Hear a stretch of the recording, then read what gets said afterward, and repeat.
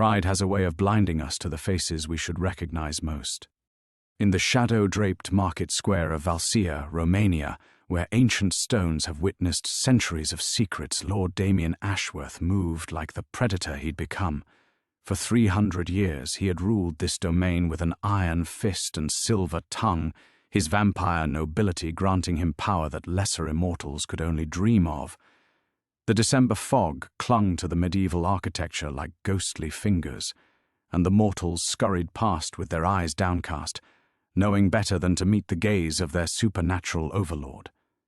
When he spotted the wretched beggar woman, crouched beside the fountain, her matted hair obscuring her face, something should have stirred within his dead heart. Her trembling hands, once graceful as silk, now clawed at scraps like a feral animal, but arrogance had calcified around his soul like armor, and 50 years of carefully constructed lies had convinced him that Evangeline was nothing but ash and memory. It took his son's whispered revelation to shatter the illusion that had protected him from the truth sometimes. The monsters we fear most live behind our own reflection. Before we jump back in, tell us where you're tuning in from, and if this story touches you, make sure you're subscribed because tomorrow I've saved something extra special for you. The words hung in the frigid air like a death knell, and for the first time in 3 centuries, Damien Ashworth felt the world tilt beneath his feet. "What did you say?" His voice carried the whisper of winter wind through ancient crypts, each syllable sharp enough to cut glass. The mortal merchants in the square seemed to sense the shift in atmospheric pressure, their survival instincts screaming at them to flee even as their conscious minds remained blissfully ignorant of the supernatural drama unfolding mere steps away. Marcus stepped closer, his Dampier heritage allowing him to move with the fluid grace inherited from his father while retaining enough humanity to feel the weight of what he'd just revealed.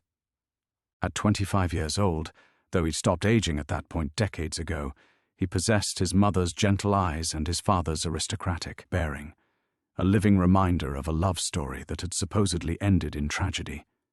"The beggar woman, father." Marcus's voice remained steady despite the tremor Damien could detect beneath the surface. "Look at her hands. Really look." Against every instinct screaming at him to maintain his composure, Damien's gaze snapped back to the pitiful creature hunched beside the ornate fountain. The stone basin, carved with gargoyles and ancient Romanian symbols of protection, had stood in this square for over 400 years, almost as long as Damien had walked this earth. He'd seen countless beggars seek shelter in its shadow, had dismissed them all with the casual indifference of a man who'd forgotten what it meant to be vulnerable. But now, as his predatory vision focused with supernatural clarity, he saw what his pride had hidden from him: the hands. Dear God, the hands. Even beneath the grime and calluses, even twisted by whatever torment had befallen her, those fingers retained an unmistakable elegance.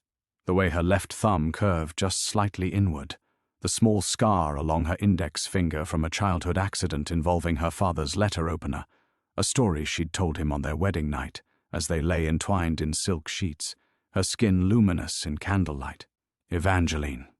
The name crashed through his mental defenses like a battering ram, bringing with it a flood of memories he'd spent 5 decades carefully suppressing.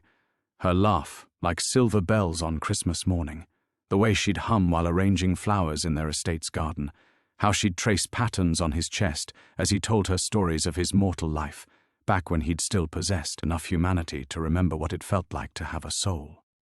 Impossible. The word escaped him as barely more than breath.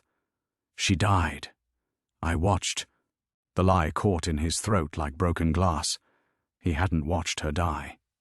He'd awakened 3 days later to blood-soaked sheets and servants too terrified to tell him what he'd done in his newfound hunger. Marcus moved closer, and Damien caught the scent of his son's carefully controlled fear. "Father, when was the last time you actually saw her body, her grave?" The question struck like a physical blow. There had been no body, no grave, only the blood, the screams echoing in his fractured memory, and the horrified whispers of servants who'd sworn they'd burned everything to prevent the spread of plague. He'd been too lost in his own transformation, too consumed by the monster he'd become, to question their efficiency.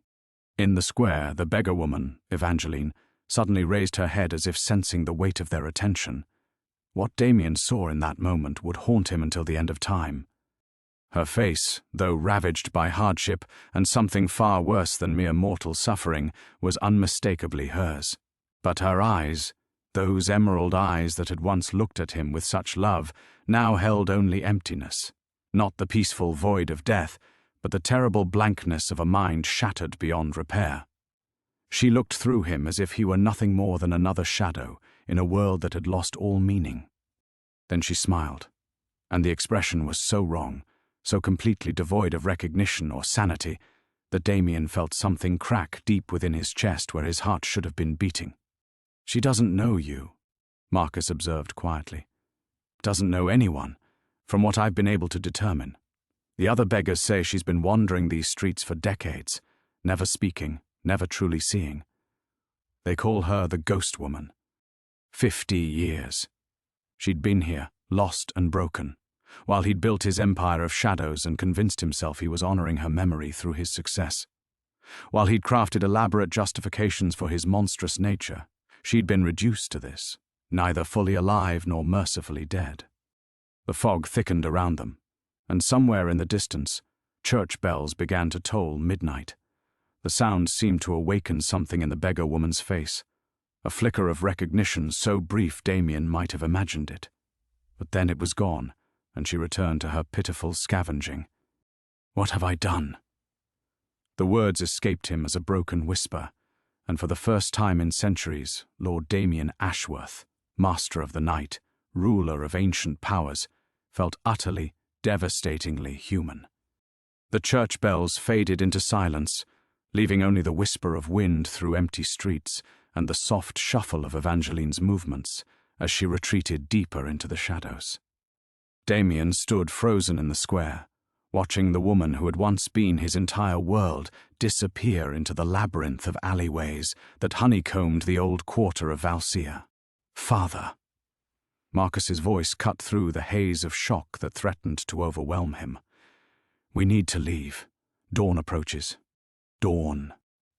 The word triggered decades of conditioned response, and Damien found himself moving with mechanical precision toward the waiting carriage.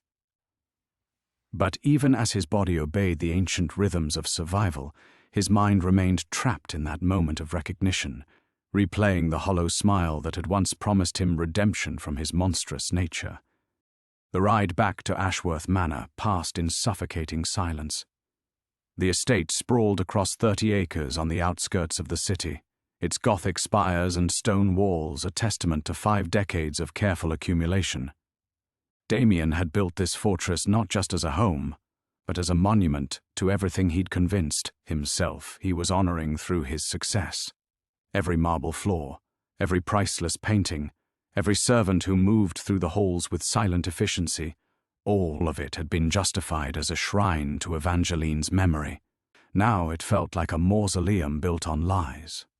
As they passed through the iron gates bearing the Ashworth coat of arms, Damien caught sight of the rose garden that stretched beneath his study windows. Even in December's grip, the carefully tended beds showed signs of meticulous care. He'd had the groundskeepers maintain Evangeline's favorite varieties year after year, white roses that bloomed impossibly in every season through a combination of vampiric influence and obsessive devotion. "She loved those flowers," he murmured, more to himself than to Marcus. "Yes." His son's response carried a weight of understanding that made Damien's chest tighten. "You've told me the stories. Stories. As if 50 years of guilt and longing could be reduced to bedtime tales. As if the careful reconstruction of their brief mortal life together could somehow balance the scales of what he'd done to her. The carriage drew to a halt before the manor's main entrance, where stone gargoyles stood sentinel against the coming dawn. Damien had chosen those particular guardians because Evangeline had once confessed a childish fear of such creatures. He'd wanted to surround himself with reminders that she was safe now, protected from the monsters that haunted the darkness. Except the greatest monster had been sleeping beside her all along. Inside the manor, the familiar rituals of his immortal existence beckoned. His study awaited, lined with first-edition volumes and containing correspondence from vampire lords across Europe who sought his counsel on matters of territory and ancient law. Business ledgers detailed investments that had made him one of the wealthiest entities in Romania, mortal or otherwise. Maps marked with red pins showed the extent of his influence. A shadow empire built on supernatural fear and mortal ignorance. In his private chambers, a portrait of Evangeline hung above the fireplace. He'd commissioned it from memory 50 years ago, capturing her as she'd appeared on their wedding day, radiant, hopeful, utterly unaware that she'd bound herself to a creature who would destroy everything beautiful about her existence. "You have the Carpathian meeting tomorrow evening," Marcus said as they climbed the grand staircase. "Victor Draculesti will expect an answer about the territorial disputes in Brasov." The mundane concerns of vampire politics felt suddenly absurd. For decades, Damien had wielded his influence like a weapon, settling disputes between ancient bloodlines and expanding his sphere of control with the cold precision of a chess master. Other vampires feared him not just for his age and power, but for his reputation for calculated ruthlessness. He was Lord Ashworth, the Ash Baron, whose word carried the weight of absolute law in this corner of the Carpathian Mountains. What did any of it matter now? "Postpone it," he said, his voice hollow. "Postpone everything." Marcus paused at the landing, his expression unreadable. "Father, you can't simply—" "I can do whatever I wish." The words came out sharper than intended, carrying the full weight of 3 centuries' worth of accumulated authority. But even as he spoke them, Damien felt the hollowness at their core. Power meant nothing if it was built on self-deception. They reached his chambers, and Damien moved toward the windows, where thick curtains already blocked any possibility of deadly sunlight. Behind those barriers lay a world he'd conquered through careful manipulation and strategic terror. His empire of shadows stretched across Romanian nobility, mortal businesses, and supernatural territories alike. Yet somewhere in that world, the woman he'd claimed to love above all else wandered the streets like a broken ghost, her mind shattered by horrors he couldn't even remember committing. "What have I built here, Marcus?" he whispered, staring at his reflection in the darkened window. "What have any of these 50 years been worth?" For the first time since his son had spoken those devastating words in the square, Damien truly understood the magnitude of what he stood to lose, and what he'd already lost long ago. Marcus remained silent for a long moment, his Dampier senses perhaps picking up the dangerous shift in his father's emotional state. When he finally spoke, his voice carried the careful neutrality of someone navigating a minefield. "They've been worth whatever you choose to make of them now." Before Damien could respond, a sharp knock echoed through the chamber doors. The sound was crisp, authoritative, not the deferential tap of a servant, but something far more urgent. "Enter," Damien called, his voice automatically resuming the commanding tone that had become second nature.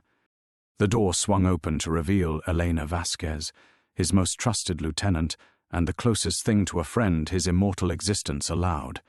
Her dark hair was pulled back in a severe bun, and her tailored coat bore traces of travel dust despite the late hour.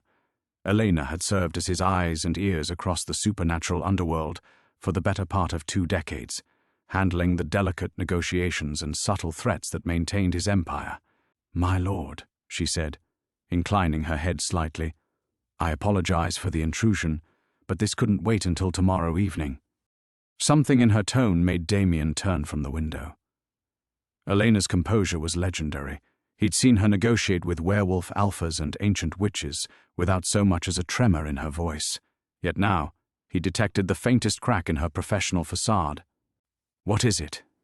Elena's gaze flicked briefly to Marcus before settling back on Damien. "I've just returned from Bucharest. There are rumors circulating among the old bloodlines. Whispers about irregularities in your territory." The words hit him like ice water. In the vampire world, irregularities were synonymous with weakness, and weakness was an invitation for rivals to test boundaries that had taken decades to establish. What kind of irregularities? Sightings of something that shouldn't exist. The Corvinus clan claims their scouts have observed a creature wandering the streets of Valsia, something neither fully alive nor properly dead, but retaining fragments of a human soul. Elena's voice dropped lower. They're calling it an abomination, my lord. And they're suggesting it's somehow connected to your bloodline. The portrait of Evangeline seemed to watch from above the fireplace as Damien processed the implications. If other vampire lords were taking notice of her condition, if they were beginning to investigate, how much do they know? Marcus stepped forward, and Damien caught the protective edge in his son's voice. Enough to be asking dangerous questions, Elena replied. Victor Draculesti has postponed tomorrow's meeting, claiming he needs to investigate certain concerns about the stability of the Ashworth domain. 3 other lords have requested private audiences within the week. They smell blood in the water. Damien's hands clenched into fists at his sides. He'd built his reputation on the foundation of absolute control over his territory, his emotions, and the perception that nothing could touch the legendary Lord Ashworth. If his rivals suspected the truth about Evangeline, about what he'd done and failed to finish, they would circle like vultures. There's more, Elena continued, her reluctance evident. The Corvinus heir has put forward a proposal to the Elder Council. He suggests that any lord harboring unnatural anomalies within their domain be stripped of territory rights, pending a formal investigation. The room fell silent except for the tick of an antique clock on the mantelpiece. A wedding gift from Evangeline's father, Damien realized with bitter irony. Each second that passed was another step closer to the unraveling of everything he'd constructed. How long do we have? Marcus asked. Days, perhaps a week if we're fortunate. The council moves slowly, but when they do act, Elena let the implication hang unfinished. Damien stared at the portrait, remembering the woman who had traced patterns on his chest while he told her stories of his mortal life. She'd believed in him then, had seen something worth loving beneath the monster he was becoming. Now she wandered the streets as living proof of his failure, and that failure threatened not just his empire, but everything and everyone connected to it. My lord? Elena's voice carried a question she was too diplomatic to voice directly. What are your orders? For 3 centuries, Damien had made decisions with ruthless efficiency. Threats were eliminated, problems were solved through calculated applications of power and fear. But this wasn't a rival lord's territorial ambition or a mortal authority overstepping boundaries. This was the consequence of his own monstrous nature, manifested in the shattered remains of the only person he'd ever truly loved. He could protect his empire. Order Elena to have the beggar woman quietly eliminated before the other lords could gather more evidence. Maintain the facade he'd built so carefully, continue ruling through strength and terror while burying the truth so deep it would never resurface. Or he could acknowledge what Marcus had forced him to see, that his wife was still alive, still suffering, still trapped in a hell of his making. The choice crystallized before him with devastating clarity: preserve everything he'd become, or risk it all for the chance to reclaim what he'd destroyed. The weight of that choice pressed down on Damien like a stone sarcophagus, threatening to crush what remained of his fractured resolve. He turned away from Elena's expectant gaze, from Marcus's carefully neutral expression, from the portrait that seemed to mock him with its perfect preservation of a happiness he'd destroyed with his own hands. "Leave me," he commanded, his voice rougher than intended. "Both of you. I need time to consider." Elena's diplomatic mask flickered for just a moment, revealing a flash of something that might have been concern. "My lord, time is the one luxury we—" "I said leave." The words carried enough vampiric compulsion to make both Elena and Marcus step back involuntarily. It was a crude display of power, the kind of emotional outburst he hadn't allowed himself in decades. The realization that he was losing control only deepened his spiral of self-recrimination. They withdrew without another word, though Damien caught the meaningful look that passed between them before the doors closed. His own people were already beginning to question his stability. How long before that uncertainty spread beyond these walls? Alone in the cavernous chamber, Damien found himself drawn back to the window despite the approaching dawn. Somewhere beyond those heavy curtains lay the city he'd claimed as his domain, and within that city, the broken remnant of the woman he'd once promised to love and protect above all else. The irony was exquisite in its cruelty. He commanded an empire built on fear and darkness, yet he'd been powerless to save the one person who'd actually mattered. 3 days, Elena had said. Perhaps less.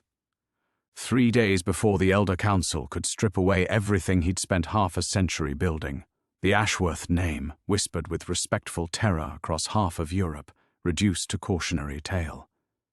His vast financial empire, the carefully cultivated network of mortal and immortal allies, the elaborate web of influence that had made him untouchable, all of it hanging by a thread as fragile as spider's silk.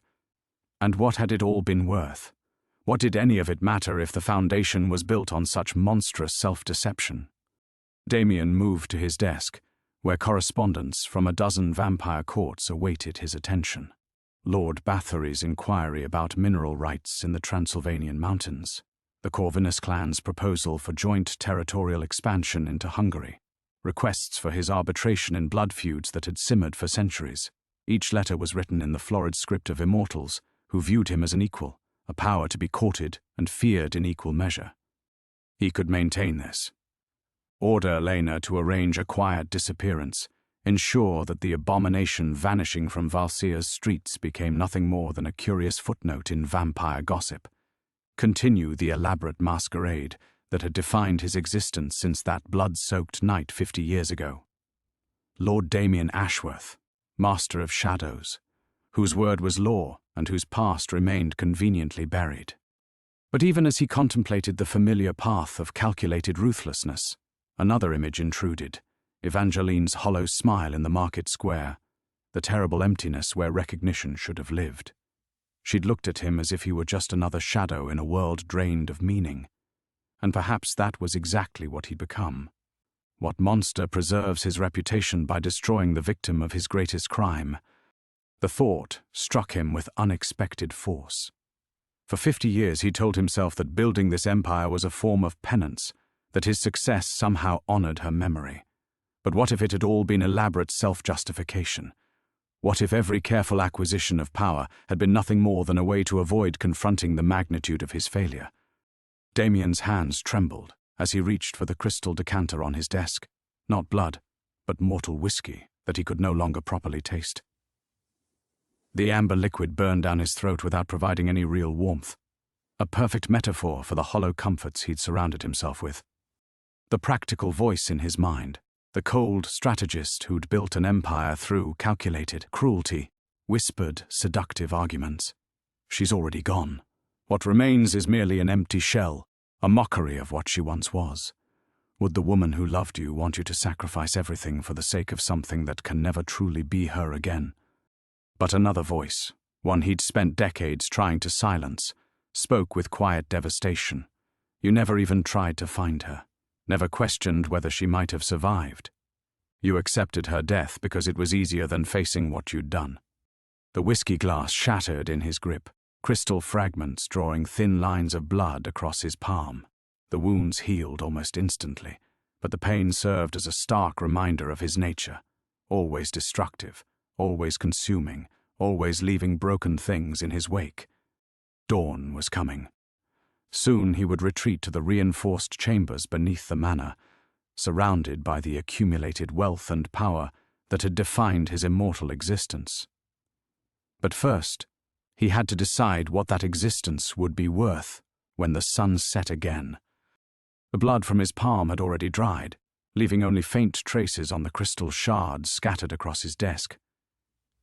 Damien stared at the fragments, each piece reflecting the firelight like tiny mirrors of his fractured existence. In one shard, he caught a glimpse of Evangeline's portrait. In another, the cold gleam of gold that lined his study, wealth accumulated through centuries of careful manipulation. He swept the crystal away with a violent motion, sending pieces cascading to the Persian rug below. The sound was sharp, final, like the breaking of something that could never be made whole again. But perhaps that was the point. Damien rose from his chair and moved to the massive oak armoire that dominated the chamber's eastern wall. His fingers found the hidden mechanism behind the carved roses, another tribute to her memory that now felt like mockery. The panel slid aside to reveal a space he hadn't opened in decades. Inside lay the remnants of his mortal life. Wedding rings that no longer fit fingers, strengthened by vampiric transformation. A lock of Evangeline's hair, still golden after 50 years, tied with ribbon she'd chosen herself. And beneath these relics, wrapped in silk that had once been her favorite dress, lay something he'd tried to forget.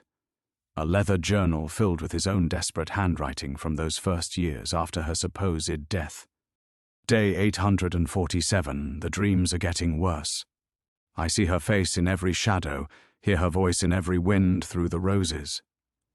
Marcus tells me I must accept what has happened, but how does one accept that they've destroyed their own salvation? Day 1203, built the eastern wing today. Told the architects it was for entertaining, but truly it's because I cannot bear to walk past the room where I... The workers found strange stains in the floorboards, paid them extra to ask no questions. Day 1847.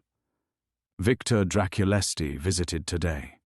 Spoke of the power I'm accumulating, how other lords respect the Ashworth name. He doesn't understand that each acquisition feels like throwing dirt on her grave. But perhaps that's what I deserve, to succeed brilliantly at everything that doesn't matter. Page after page of anguish, carefully hidden beneath centuries of calculated control. The truth he'd buried so deep he'd almost convinced himself it was fiction. Damien closed the journal and held it against his chest, feeling his dead heart attempt a rhythm it could never complete. All this time he'd told himself that finding her was impossible, that the plague had claimed her as surely as it had claimed hundreds of others. But he'd never actually looked, had he? Never sent scouts beyond the immediate area, never questioned the convenient absence of a body, because finding her alive would have meant confronting what he'd become that night. The first light of dawn began to seep around the edges of the heavy curtains, sending thin golden lines across the chamber floor. Soon he would descend to the reinforced chambers below, as he had every morning for 50 years. The familiar ritual of vampiric survival, surrounded by the trappings of an empire built on elegant lies. But not today. Today he would choose something else entirely. Damien moved to his desk and pulled out a sheet of parchment bearing the Ashworth seal. His hand remained steady as he began to write, though the words felt like they were tearing something vital from his chest. Elena, effective immediately, you have full authority to negotiate with the Elder Council and coordinate territorial defenses. Liquidate the eastern properties and convert all holdings to portable assets. If I do not return within a fortnight, assume leadership of the bloodline and do what you must to preserve what can be preserved. The beggar woman in the market square is under my protection. See that no harm comes to her while I am gone. Your father was a fool, but perhaps foolishness is sometimes the most honest response to an impossible situation.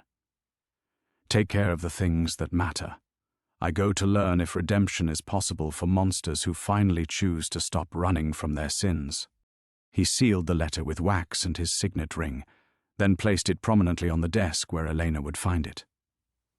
Around him, the chamber that had served as his sanctuary for half a century suddenly felt like a tomb, beautiful, carefully appointed, and utterly lifeless.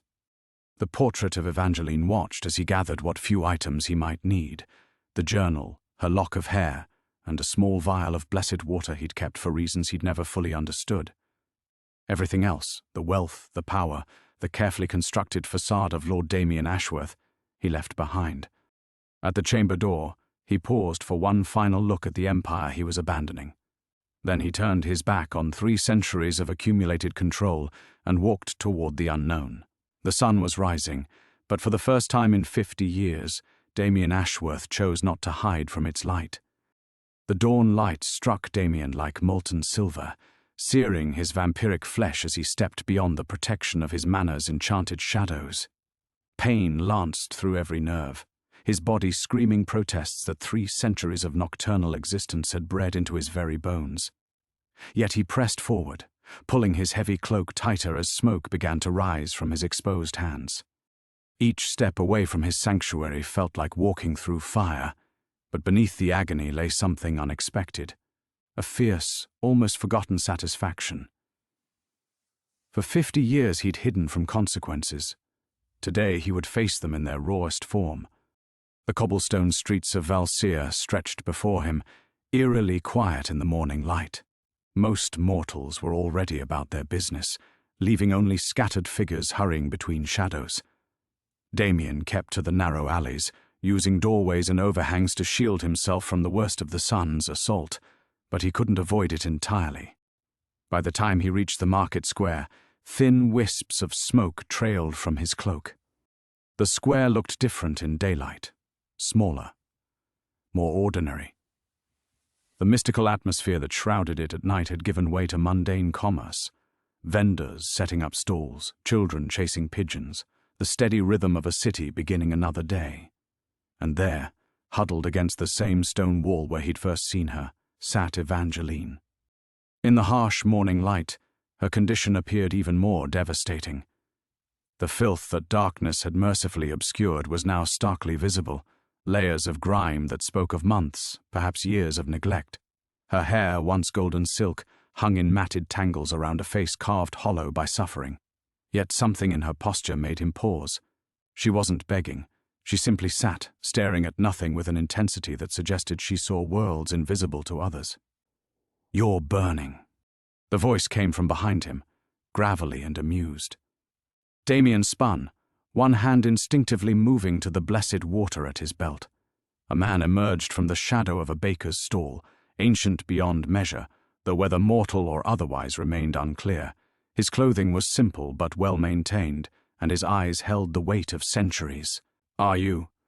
Damien's voice was rough from the pain of his burning flesh. The stranger smiled, revealing teeth that were too sharp to be entirely human. "Not from sunlight, no, though we all burn from something, don't we, Lord Ashworth?" The casual use of his name sent alarm through Damien's already strained nerves. "You know me.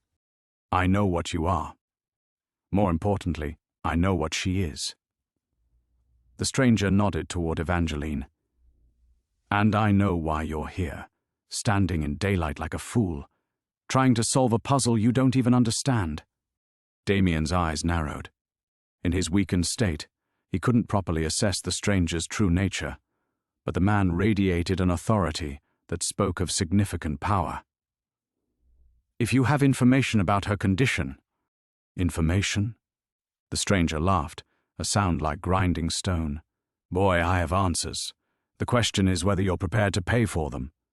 Another wisp of smoke rose from Damien's shoulder, where sunlight had found a gap in his cloak. The pain was becoming unbearable, his vampiric strength sapping with each passing moment, yet he stood his ground. "Name your price." "No price yet. First, you need to understand what you're truly dealing with." The stranger moved closer, and Damien caught a scent that was both familiar and utterly foreign: old magic, the kind that predated vampire courts and territorial disputes. "Your wife didn't survive your attack, Lord Ashworth. She died that night, just as you believed."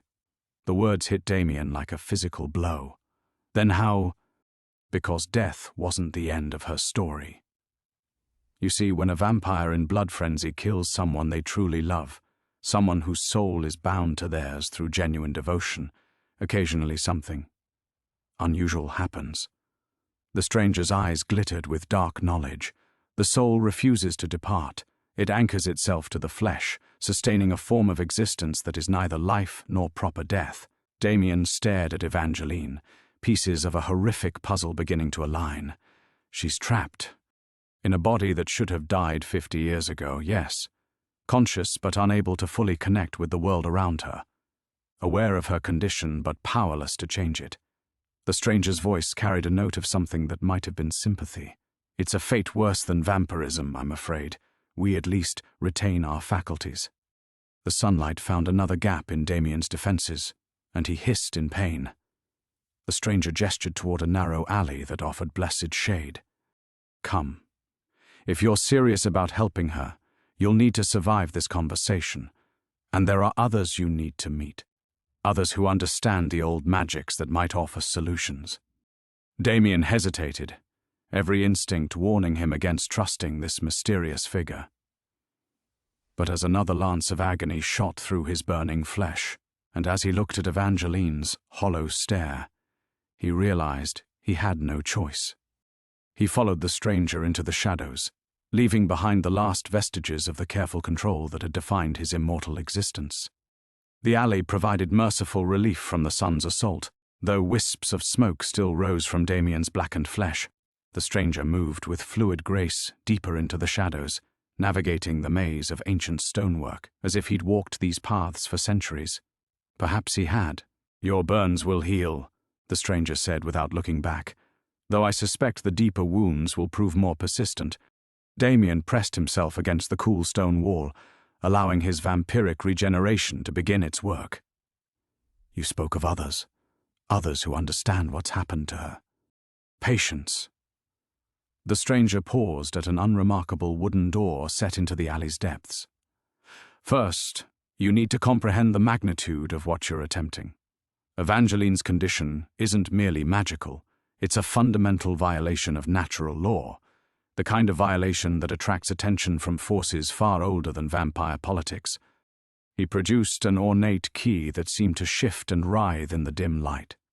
The magic required to break such a binding doesn't come cheaply. It demands sacrifice of the most personal kind. The door swung open to reveal descending stone steps that disappeared into absolute darkness. The stranger began his descent without hesitation, leaving Damien to choose between following or retreating to the dubious safety of his crumbling empire. Everything you've built versus everything you've lost. Damien followed. The stairs led to a chamber that defied the alley's modest proportions. Vast, circular, lit by candles that cast no smoke yet burned with flames of impossible colors. Ancient symbols covered every surface, carved so deep into the stone they seemed to pulse with their own rhythm. At the chamber's center sat a table of black wood around which 3 figures waited in perfect stillness.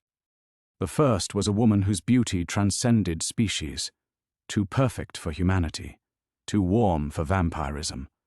Her smile carried the weight of forests and growing things, though her eyes held depths that spoke of roots drinking from darker soil than most dared imagine. Beside her sat a man who appeared mortal until he moved. Then the illusion shattered, revealing something that wore human form like an ill-fitting costume. When he shifted, reality seemed to bend around him, as if his presence challenged the fundamental laws governing existence. The third figure made Damien's vampiric instincts scream warnings. Wrapped in shadows that moved independently of any light source, it possessed no clearly defined form, yet its attention was unmistakably focused, ancient beyond measure and patient as only immortal predators could be.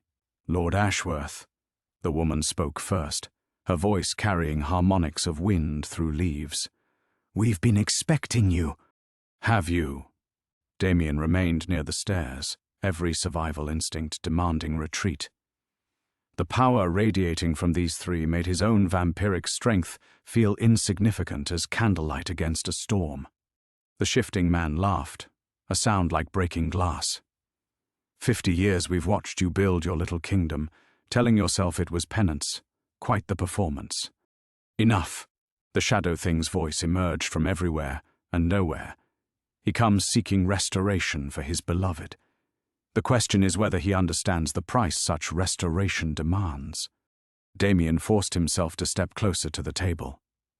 "I understand that she's trapped, that her soul refuses to depart. Tell me what must be done to free her." The woman leaned forward, her expression shifting to something almost maternal. "The binding that holds her exists because your love was genuine, Damien. True devotion, even when twisted by vampiric hunger, creates connections that transcend death itself. To break such a bond requires replacing it with something of equal power. A life for a life," the shifting man added with obvious relish, "though not in the way you might expect." The shadow thing extended what might have been a hand, though it resembled smoke more than flesh. "Your vampiric immortality is sustained by stolen life force. Centuries of accumulated spiritual energy drawn from your victims. Release that power willingly. Accept mortal death as the price of her freedom, and the binding will transfer to you instead." Damien stared at the offered appendage, understanding crystallizing with horrible clarity. I would die, truly die. Eventually, the woman confirmed gently. The process would grant you perhaps a mortal lifespan, 30, maybe 40 years if you're fortunate, long enough to see her restored, to attempt whatever redemption might be possible between you. But when death finally claims you, it will be absolute. No vampiric resurrection, no supernatural escape, just ending. The chamber fell silent except for the soft whisper of impossible flames. Everything Damien had built, every carefully accumulated advantage, every measure of power that made him more than human, all of it would be stripped away in exchange for the mere possibility of Evangeline's restoration. "And if I refuse?" he asked quietly. The shadow thing's attention pressed against him like a physical weight. Then she remains trapped until her soul finally exhausts itself trying to maintain that violation of natural law. Perhaps another decade, perhaps longer. But eventually, even the deepest love cannot sustain the impossible forever. Damien closed his eyes, feeling the weight of centuries pressing down upon him. When he opened them again, his gaze was steady. "How long do I have to decide?" 3 days, the woman replied, her voice carrying the finality of seasons changing. After that, the window closes until the next celestial alignment, which won't occur for another 70 years. The words hit Damien like a physical blow. 3 days to surrender everything he'd spent 3 centuries becoming, or condemn Evangeline to decades more of her living death. He stared at the shadow thing's extended appendage, wisps of darkness curling around what might have been fingers. "There's more you need to understand," the shifting man said, his form rippling with barely contained malice. "The transfer isn't instant. It's a process that will take those 3 days to complete. 3 days during which you'll experience every death you've caused, every life you've stolen, as your vampiric essence unravels. The accumulated weight of centuries of predation, all at once." Damien's regenerated flesh suddenly felt cold. "Every death?" "Every single one," the woman confirmed with something approaching gentleness. The baker's daughter in Vienna, 1847. The merchant's son in Prague, 1923. The young mother in Budapest, 1961. All of them, and all the others. Their final moments will become yours to experience, one after another, until your stolen immortality is fully expended. The chamber seemed to contract around him. 300 years of feeding, of taking life to sustain his own unnatural existence. Hundreds of victims, maybe thousands. He'd stopped counting after the first century, treating the necessity of blood as merely another aspect of vampiric existence.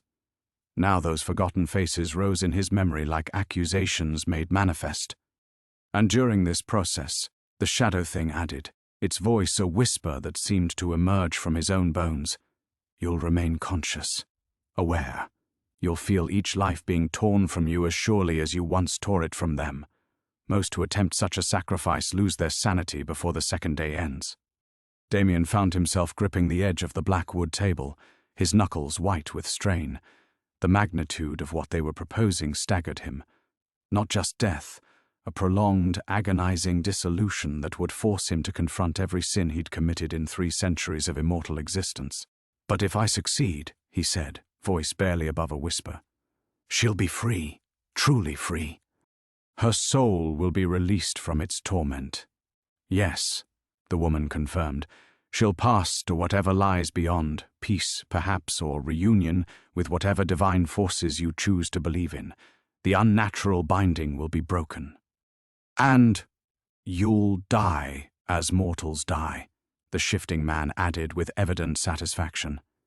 "Slowly, painfully, with time to contemplate every choice that led you to that moment." The shadow thing leaned closer, its presence pressing against Damien's consciousness like a tide of ancient malevolence. "The question, Lord Ashworth, is whether your love is genuine enough to endure such an ordeal. Many speak of devotion when the cost is abstract. Far fewer maintain their resolve when presented with the true price of redemption." Damien closed his eyes and immediately saw Evangeline as she'd been on their wedding day. Radiant, laughing, her hand warm in his as they danced beneath stars that had seemed to shine for them alone. Then he saw her as she was now, broken, filthy, trapped in an existence that mocked everything she'd once been. 3 days of experiencing every death he'd caused, followed by mortal mortality and inevitable, absolute ending. Against that, the possibility, not even certainty, just possibility, of her freedom. The rational part of his mind, the calculating lord who'd built an empire through careful strategy, screamed that the price was insane. He could continue his existence, perhaps find another way to help her. Time was on his side. He had eternity to search for alternatives. But the part of him that had loved her, truly loved her before vampiric hunger, had twisted that love into something monstrous. Whispered that eternity without her was just another word for hell. "I need to see her," he said finally. "To speak with her, if such a thing is possible. Before I decide." The woman nodded. "That can be arranged, but understand, even attempting communication with her in her current state carries risks. Her trapped soul recognizes no difference between past and present. She might see you as you were on the night you killed her. The encounter could drive you both toward madness. Or," the shifting man added with obvious relish, "it might show you exactly what your choice that night condemned her to experience. Every day, for 50 years. Damien straightened, feeling the weight of 3 centuries settling on his shoulders like a mantle of lead. "When can it be done?" The shadow thing's attention shifted to something beyond mortal perception, as if consulting forces that existed outside normal time and space. "Tonight, when the veil between states of being grows thin. But Lord Ashworth, once you look into her trapped soul and see what your love has wrought, there will be no more illusions, no more comfortable lies to cushion the truth.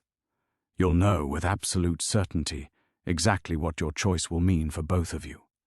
The chamber fell silent, except for the whisper of impossible flames.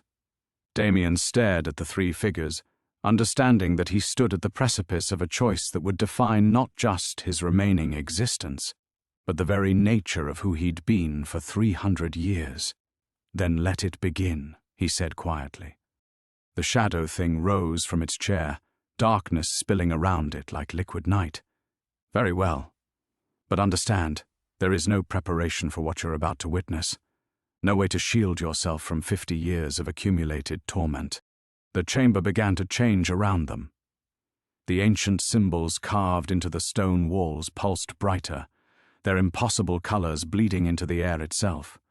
The woman gestured, and reality seemed to fold, the circular room expanding into something vast and formless.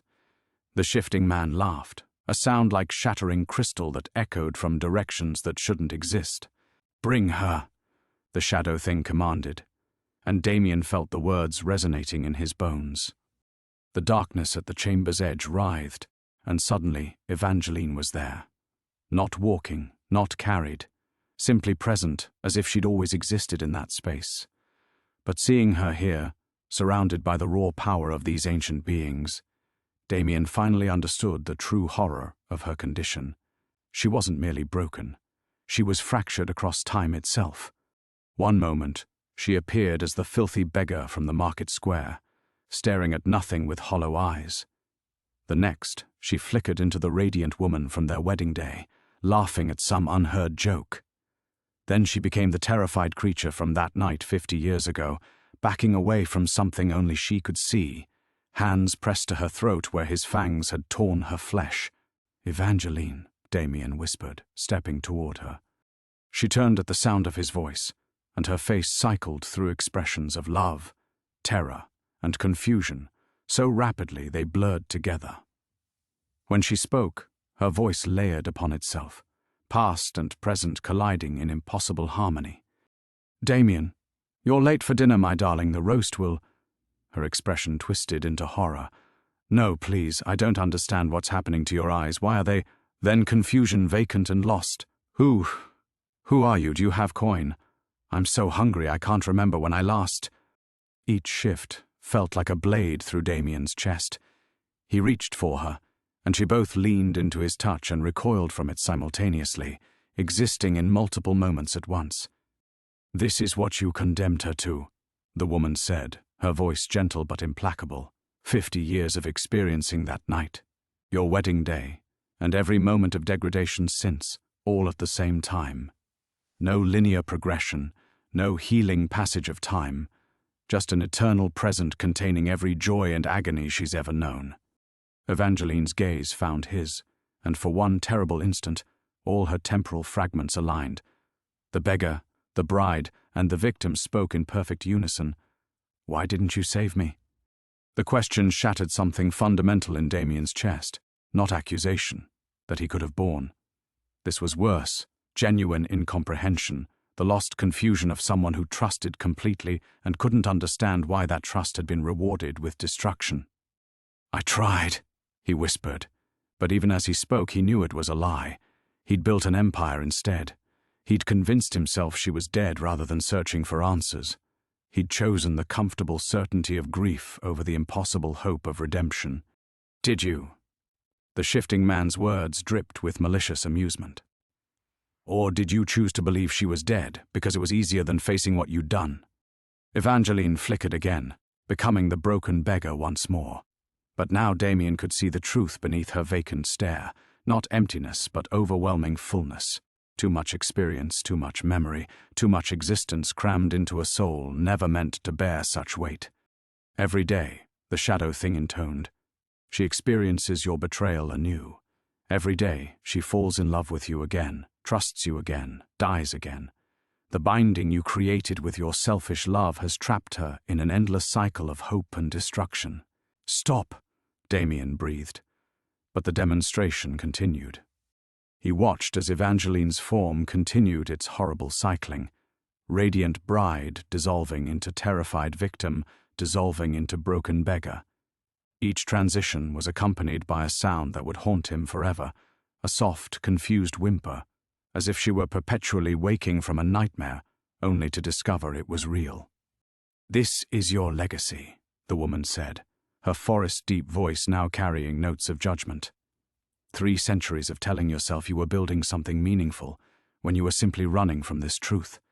She needed you to find her, to free her.